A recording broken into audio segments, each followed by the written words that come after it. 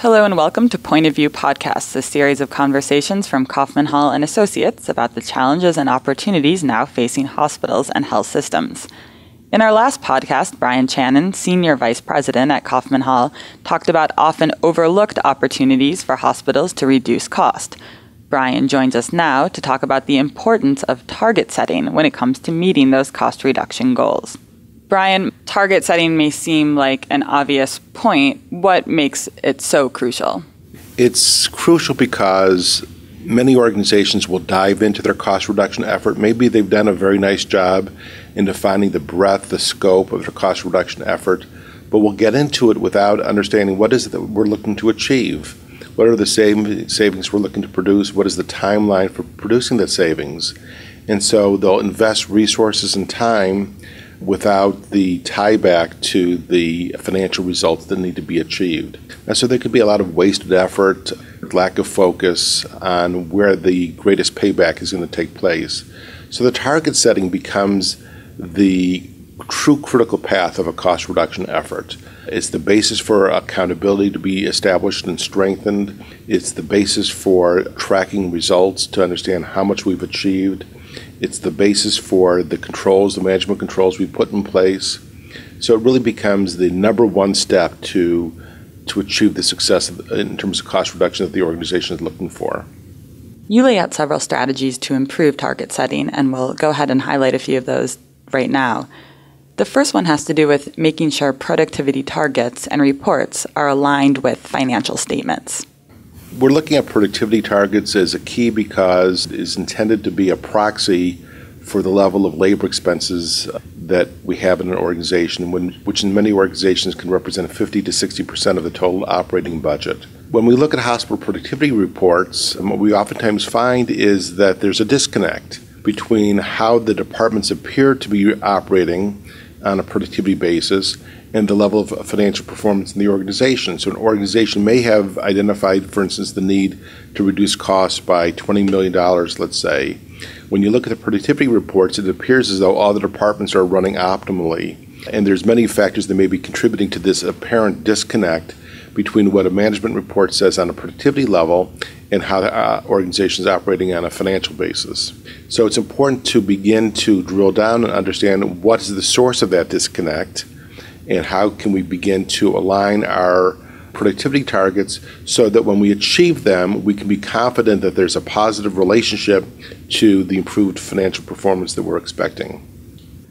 Why might there be a disconnect between the productivity targets and the financial statements of an organization? The targets might not be set tightly enough so that a department may appear to be more productive than they really are. Second thing is we may be counting the wrong things. We may be counting procedures when we should be counting patient days. We may be counting admissions when we should be counting some other workload measure. Oftentimes what we'll find is the basis for measuring productivity at the departmental level is not aligned with the net revenue of the hospital. So what we talk about frequently is the respiratory therapy department, where the workload measure may be procedures, and the department looks very productive on the basis of the procedures they perform, when in reality the procedures that are performed bear little relationship to the overall hospital net revenue. So that's just an illustration of where, for one department at least, where there may be a disconnect between the measurement of productivity on the departmental level and the achievement of net revenue and financial performance on an aggregate level. You also talk about how the best results are achieved when targets are assigned to initiatives and executives. Elaborate on this point. As far as improvement initiatives, organizations may be pursuing lower costs in the area of improvements in clinical utilization, may be looking for productivity improvements, may be looking for lower supply chain expenditures. And like I said, they will oftentimes venture into those without the establishment of the targets, the expectations of the results that would be achieved from those. To understand how much of our opportunity to improve cost is related to better planning, better targets, as opposed to better execution of the plans that we already have in place. So I'd say the assignment of the targets on an initiative level, but also on an executive level, is the basis for strengthening the accountability, so that each vice president, each department head has targets that they're expected to achieve. You state that it's important for organizations to establish stretch targets. What do you mean by this? It's important that targets be established at a significantly high enough level to allow for potential slippage. And what we mean by that is if an organization needs to reduce costs by, let's say, $20 million annually, the sum of the departmental targets and executive targets that are established need to exceed the $20 million in anticipation of the fact that some department managers, some executives may not fully get to their plans. So there may be difficulties with slippage as it relates to the development of plans to achieve the targets. The plans are inadequate to achieve the targets, or it could be the plans are sufficient to get to their targets, but there's issues with execution. So in anticipation of that, an organization should allow as much as 20% stretch to enable the organization to get to that level of cost reduction that is required by their financial performance. How do hospitals use benchmarks, and what role can they play in the target setting process?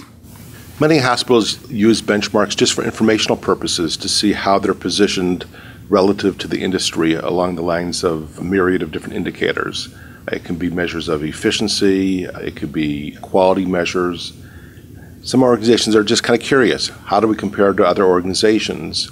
What we talk about is using benchmarks as an input into the target setting process. Again, we talk about the importance of target setting, the importance of setting targets quickly, and the issue about relying solely on benchmarks is that sometimes they're difficult to sell to the management team that's responsible for achieving them because of anomalies that may crop up in terms of the comparisons with other organizations.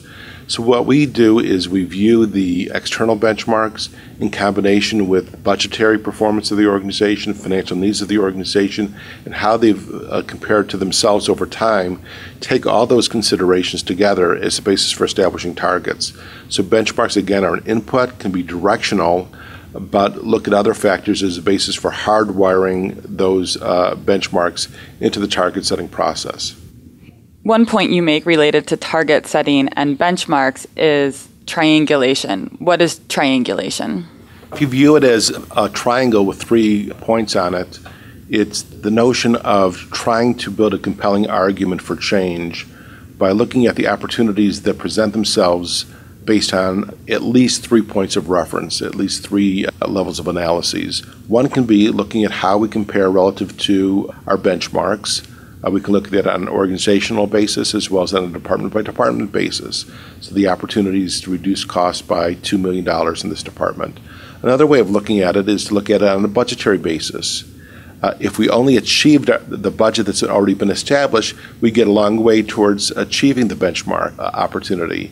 Another way of looking at it is to compare ourselves to ourselves over time, to look at historical best or top performance over the last 5 years.